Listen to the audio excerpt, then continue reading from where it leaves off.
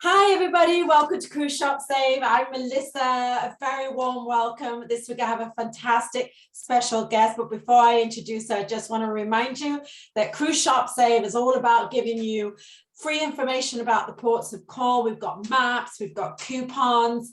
The one thing you want to do when you get into port is get off and explore and see the ports. And so we've got fantastic maps so that you can find your way around port. We've also got coupons and it's totally free. All you've got to do is join the Cruise Shop Save community. So also this is our YouTube channel. Please like, subscribe if you like what you're hearing. Each week we talk to a special guest who works within the cruise ship industry or around the cruise ship industry or just loves cruising. And this week is no exception. We have a wonderful, wonderful, wonderful lady, Flavia, all the way from Romania. She's beautiful. She's talented. She's worked on cruise ships for 10 years and she's been in fine jewelry for 7 years. And today I'm going to ask that burning question. Should we invest in gemstones when we cruise? Hi, Flavia. How are you? Hi, Melissa. It's a pleasure to be here. Thank you for inviting me. I'm very good. Very good. Thank you. So excited we are doing this. I know. Me too. Known each other long. You look amazing. What's your secret? You make me blush. I don't know. You look great. You look great. Thank you. Oh, thank you so much for your time. Oh, well, thank you. We're all like working from home, so we never go out anymore. So it's really weird. You do the best. Do the best you can. We miss that, and we miss the cruise life as well. But well, we're going to be back soon, I hope. We are. So speaking of going back, I just mentioned that you've been on ships for 10 years and you've been in fine jewelry for 7 of those years. And what was that like? So talk us through these 10 years and how you got to sell fine jewelry and what kind of jewelry you've sold. Exactly. I've been for so long. It's been, a great journey. It was, the best time of my life. I started, I was working in account payable. I never knew I'm going to leave my country and just go around the world. And I started working as a sales associate, and then I discovered the jewelry field and I fell in love, and I started to be interested to learn a GIA. I work with Starboard, and I was going in the jewelry shop, and every time I was asking questions and I was trying to be connected with those guests and be there and learn about tanzanite and colorful diamonds and all the jewelry that we had there. And it was a long journey. It was not an easy one, I must say, and we all know how it is, but it was a success. And in the last 5.5 years, I was a brand ambassador at trunk show for different companies from New York. Wow. So okay. Yes, that was exactly the point, what I wanted to, to go. That was my goal. When I was a sales associate, I realized this is my field. This is what I want to learn, and I want to develop and grow and be there in the jewelry shop. And then I saw a trunk show girl. She was selling Australian opals, and I got interested because they were full of play of color and amazing hues. And I realized, okay, I have to learn by myself, and then I have to go and make a degree. I also studied with GIA. I did the applied jewelry professional program and the design program in London. And why I did the design one, because I wanted to see a different perspective of the business, as I was always in sales, and I was, I knew about the gems, but I didn't have that design perspective to understand the craftsmanship. And after that, I started learning, and I was a trunk show. And what attracted me the most, it was that time when the trunk shows were doing lectures and seminars, and people were coming to those red carpet events, and all that was really excited for me. And I wanted to share knowledge and to, have my little group of interested guests that were coming and learning about it. You make good friends. Well, just for everybody that's listening, GIA means? Gemological Institute of America. Yeah, so it's very prestigious. I just wanted to highlight that. So you have a qualification with the GIA, which is the standard in all gemstones, right? But you did GIA and you did the design course, right? Yes, I did the AGP, which is the one that everybody needs if you want to, I don't know, be a salesperson, be, you know, involved in a professional way in this field. It's not the gemological, I'm not a gemolog, but it's the AGP, Applied Jewelry Professional one. And then I did the design. Yeah, it's not easy though, that course. I know quite a few people that have done it. And it's amazing that you've done that course already. But so, okay, that's really interesting. So you genuinely have a passion for gemstones because you've took it upon yourself, invested in yourself, money, time, and energy to learn about gemstones, right? True. So it is my passion. So I thought it's gonna worth it, you know, in the end, and this is what I want to do forever. So no, I can tell it. And when you're trying to buy something as valuable and precious as a precious gemstone, you always want to deal with someone who, you know, you can tell when they're just trying to make the commission. I know I can. I don't know about you guys out there, if you've ever shopped for jewelry or anything on board a ship or shore, you can tell when they're just trying to do it to reach the target, which is fine. It's business. But when someone is truly passionate and wants to see you happy and wants to see a beautiful piece of jewelry on your finger, around your neck, or in your ears, you can truly sense it. And I can sense that with you. I can tell that you're genuinely passionate about gemstones. Thank you. Yeah, many people see that, and it's really important to transmit that, you know, on the other side, and you know, not just do it because you have to. And it's, for me, it's not a job. It's more like a passion, career, point of view, you know. And I want my customers and everyone to be happy. That's why I even learned design, because, you know, on board on cruise ships you can make custom made, even if you cannot find anything from that big variety of gemstones and jewelry and everything. So you can have that custom bespoke jewelry, and you can adapt, and you can, you know, sky's the limit. So yeah, I agree. Okay, so I have a burning question. Okay, and I think a lot of our, you know, followers on Cruise Shop Save might also ask the same question. So why should a guest consider buying a gemstone or a fine gemstone piece of jewelry on board a cruise ship? Why should they do that? Well, Melissa, in my opinion, there are a few important reasons, and I can start by saying that it's a safe marketplace. It's a safe place to buy gemstones, loose gemstones and jewelry. And why is that? Because behind that purchase that you have, you're always going to have at least 2 or 3 companies. You're going to purchase from the retail company, the jewelry company, sometimes from the company that it's there as a trunk show, if that's the case, or you know, the third company is the cruise ship company. Either it's a Royal Caribbean, a Norwegian, Viking cruise ship. You know, they are all going to stand behind your purchase. They're going to vote for it. They're going to support you. Even if you have the smallest, you know, problem with your purchase, they're going to be there for you. So it's not like, you know, you go somewhere, you don't know anyone, and you don't know what you're going to put. If your tanzanite, it's the best quality. In this case, you know, and it's that transparency that that everyone needs. Well, I always say, oh, sorry, go on. No, you say. Well, I always say, first of all, for these jewelry brands to be available on board the ship, the cruise lines don't partner with just anyone. They have to be credible. They can't not be credible, because they won't last long. And the cruise lines have all done their research, and these companies have all done their research. And so all of these companies have got good credentials, right? True. That's perfectly true, entirely true.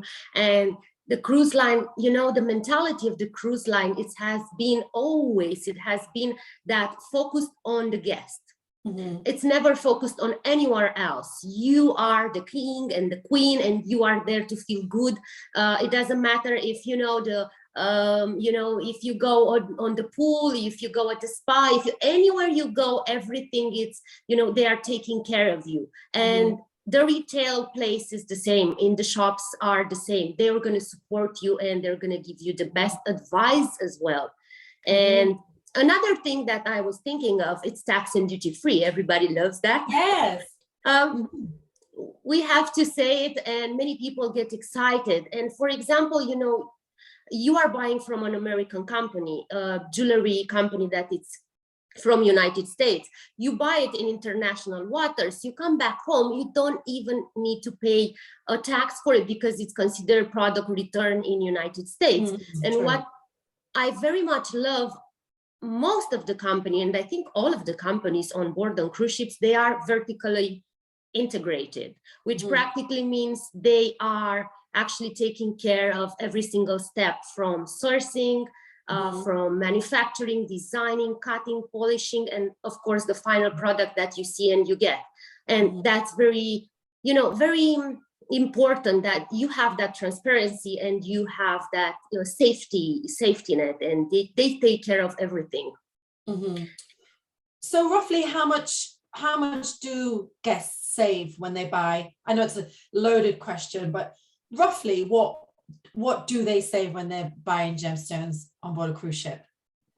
Well, it depends, because it depends so much of the quality of the gemstone. For example, we have many people interested. If you go in United States, many people will ask you, where is your tanzanite?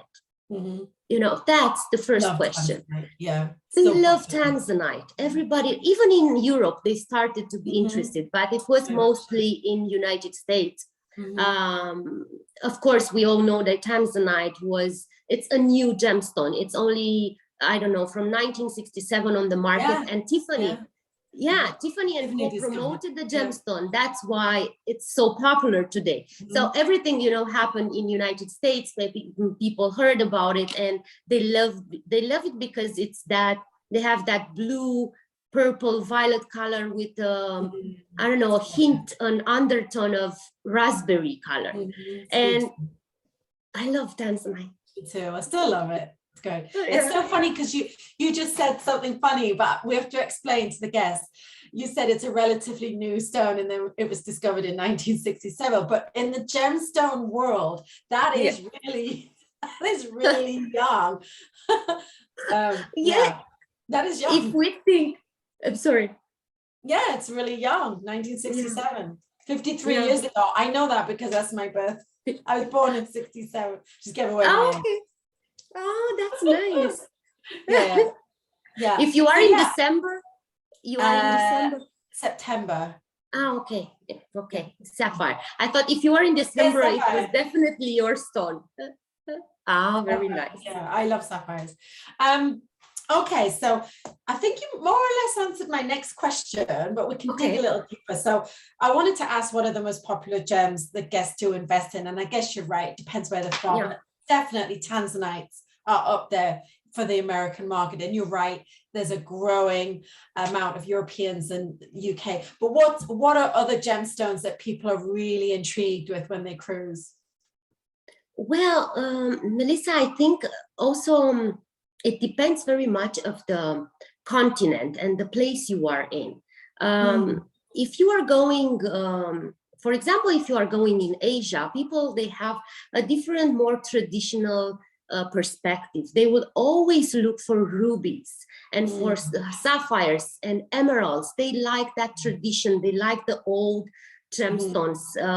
As you said, tanzanite, it's new, if you think of emerald, you think of Cleopatra and ancient Egypt, and that's how old it is. And they trust those gemstones. They like those gemstones.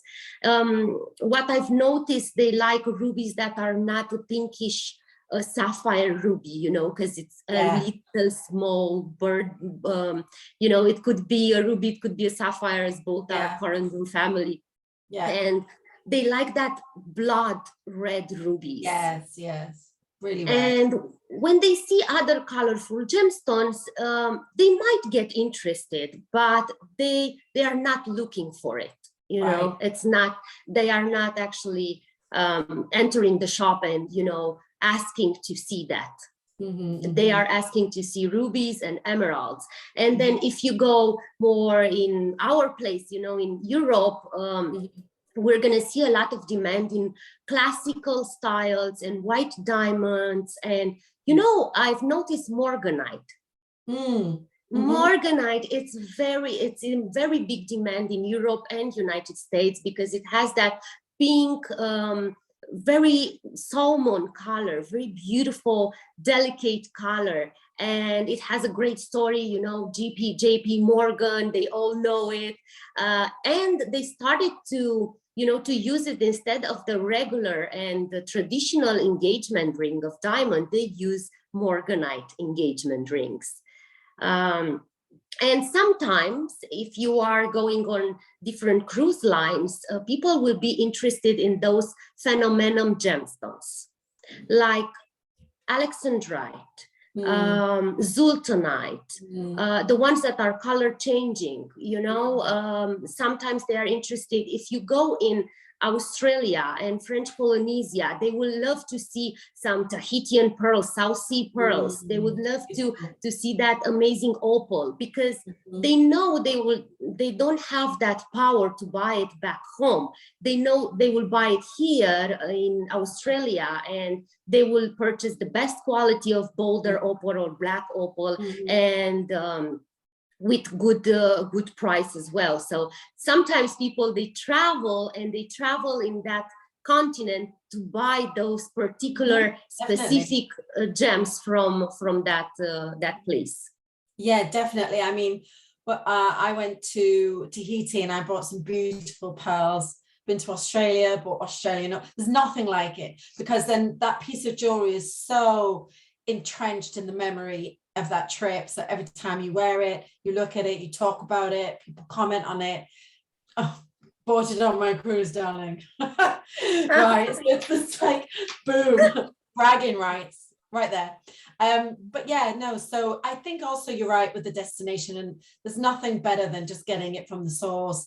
And it's again goes back to that being, I guess, that vertically integrated model that you were talking about earlier.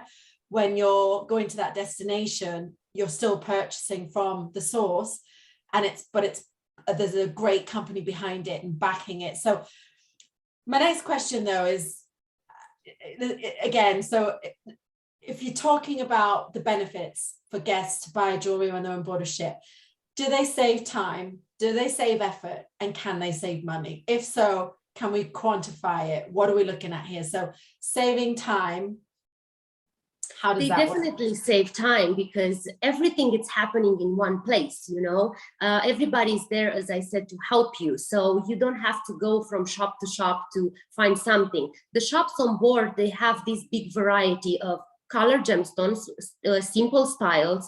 They have all the styles inspired by, I don't know, a minimalistic style, a traditional one. You have a little bit of Art Deco with Art Nouveau, you have everything, you know. So it is saving time because it's a big variety you can choose from. And sometimes they have, you know, companies that are invited for a limited amount of time, like for 1 week, 2 weeks on board. So you have the chance to buy a one-of-a-kind piece. Like the trunk shows.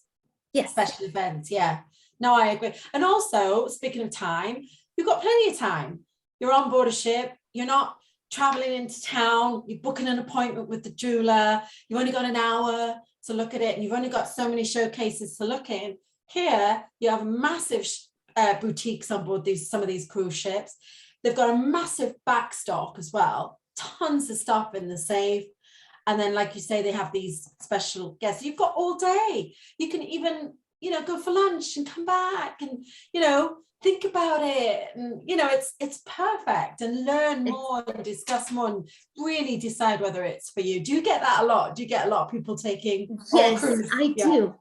I do, and you know, I don't get, I never get upset because I put myself in their shoes, and I know, Yeah. and I want them to, you know, to embrace it, to be happy, to, because sometimes they are coming in the shop and they are looking for an emerald, but they end up purchasing, I don't know, a big ruby.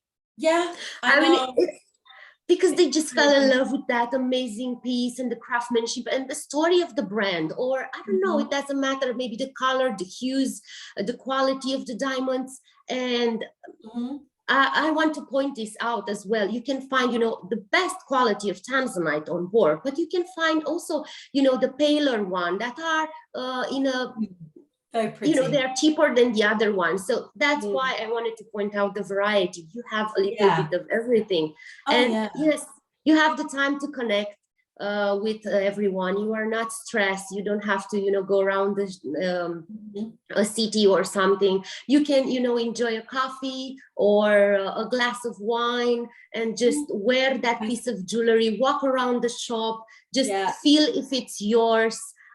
This is really, really important. And what I love is people remember feelings.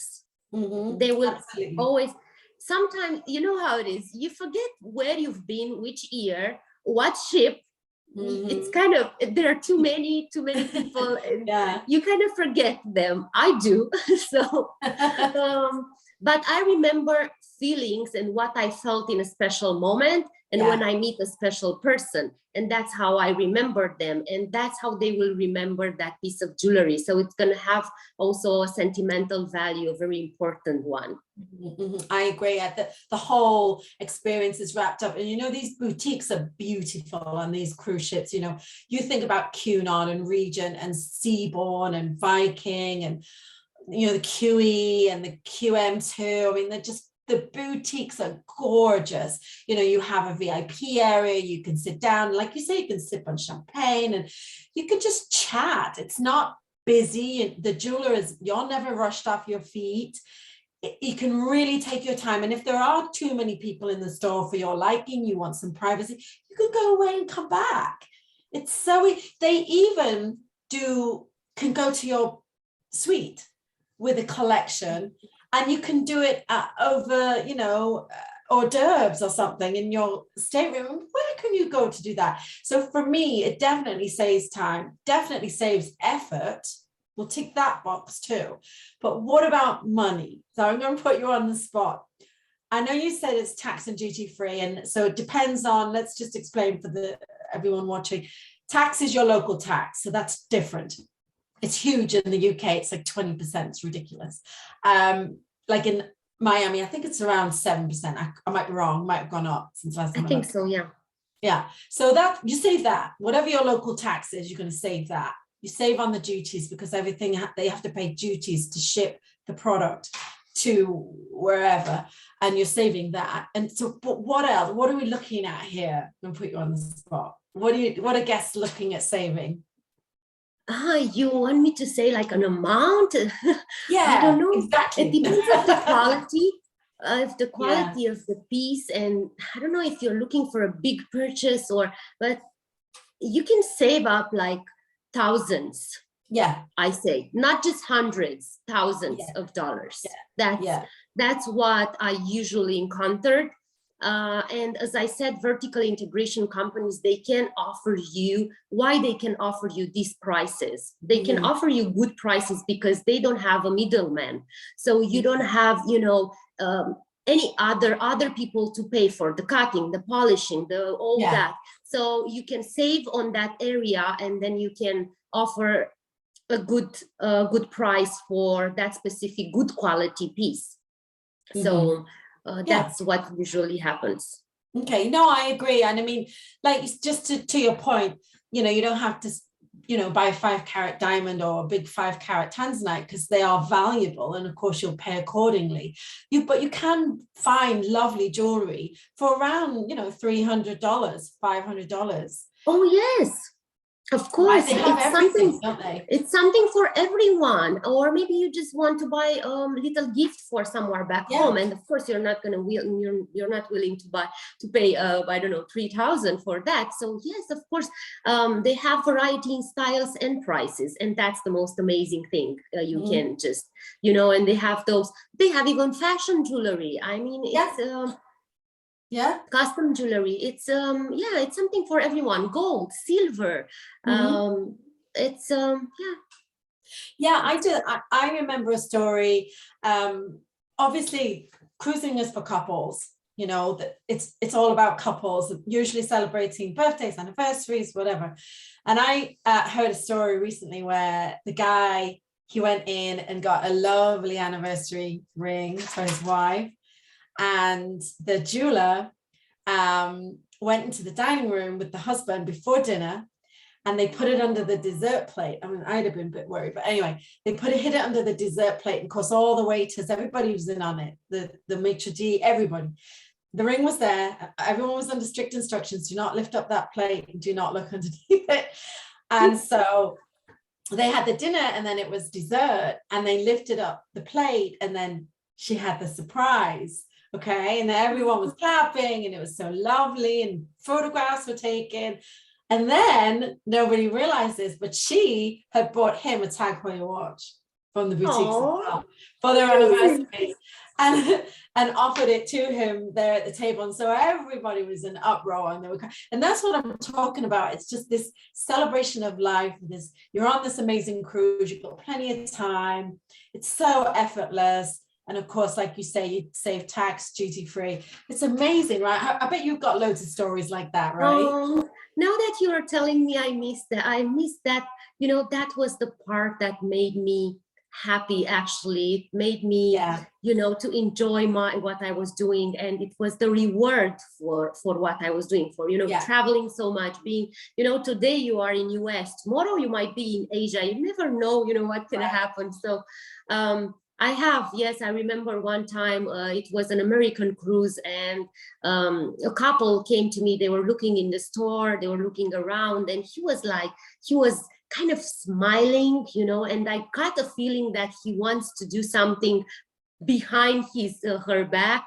And then he came along in the shop. He debated. We were talking about an engagement ring. He wanted an emerald ring. It was a beautiful one. I think it was around three carats, something, emerald with diamonds around.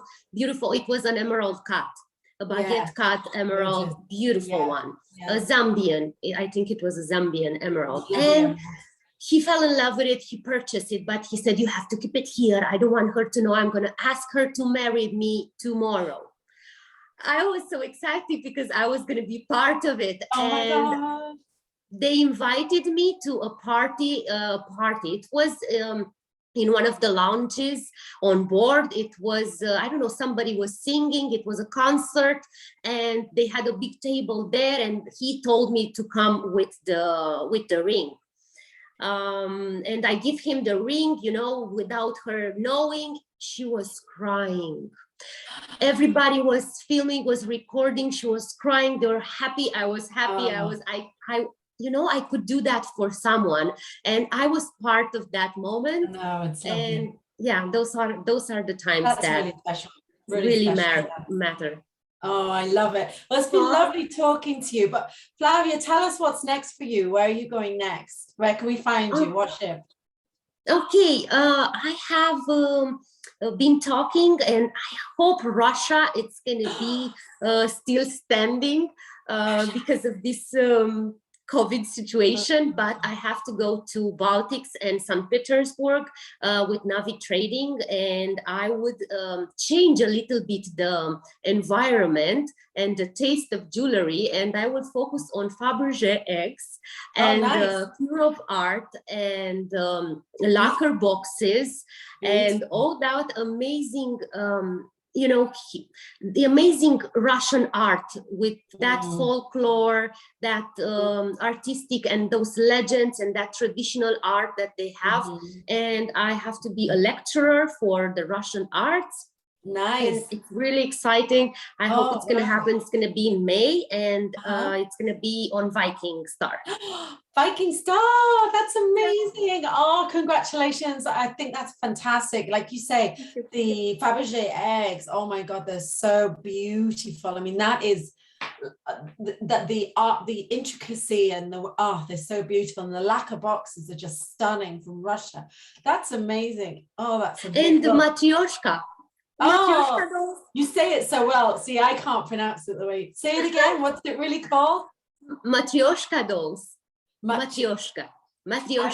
Well, my language is Latin based, but we have some Slavic influences. So for us, it's a little bit easier to say those Russian, you know, hardish. I think so. I hope so.